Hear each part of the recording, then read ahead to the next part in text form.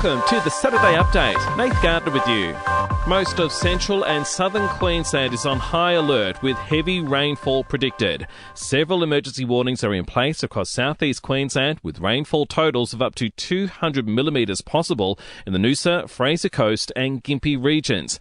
While major flooding on the Murray River is causing an anxious wait for residents on the Victorian-New South Wales border town of Echuca Moama.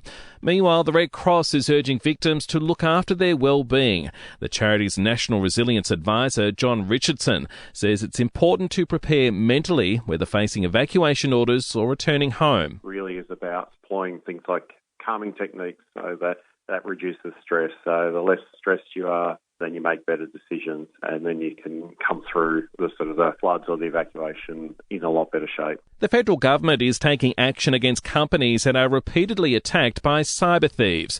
New privacy laws to be introduced to Parliament soon will increase the maximum fine from $2.2 million to $50 million. Attorney General Mark Dreyfus says recent hacks of Optus, Medibank and Woolworths has forced their hand. As we've seen in recent weeks, our existing privacy laws were left hopelessly outdated by the former coalition government. They are not strong enough to ensure that companies properly protect our private information. In the US, former President Donald Trump has been subpoenaed by the committee investigating the January 6 insurrection in Washington to testify about what he knew, while former advisor to Trump, Steve Bannon, has been sentenced to 4 months jail after not showing up to the January 6 hearings. He was convicted on 2 counts of contempt of Congress in July after failing to provide documents relating to the Capitol riots early last year. Briefly, Treasurer Jim Chalmers' first budget is expected to warn Aussies of the potential for high inflation running for longer than expected.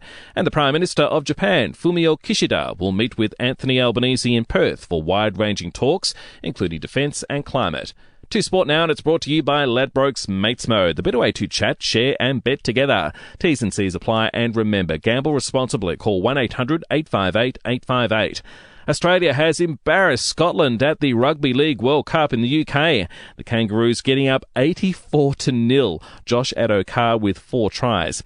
It's heating up at the Cricket T20 World Cup with Zimbabwe, Ireland, Sri Lanka and the Netherlands joining the Super 12s. Saturday night we'll see Australia meet New Zealand at the SCG and England play Afghanistan at Perth Stadium. And in the NBL, Adelaide has stopped Sydney's winning streak, getting up 92-88.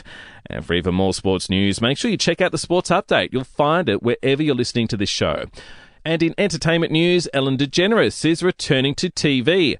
After her talk show wrapped up earlier this year, Ellen is coming back with a docu-style series called About Time for Yourself with Ellen, which will highlight how she keeps herself occupied with new hobbies while she's out of a job. And we'll see you tomorrow morning for another episode of The Update.